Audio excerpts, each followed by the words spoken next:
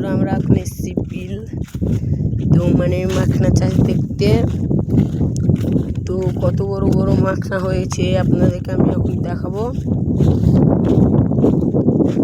দেখতে পাচ্ছেন কত মানে গ্রামের বিল দেখুন,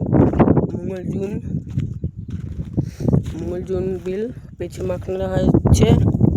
আর ওইদিকেও আপনাদেরকে মাখনা দেখাবো আমি।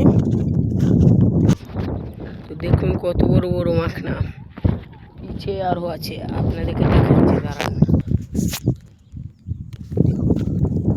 কত বড় বড় মাখনায় আবার কাঁটা লাগছে। এই দেখুন মাখনায় কত সুন্দর, দেখুন আপনারা পুরো বিল কি মানে চাষ করে নিয়েছে। এরা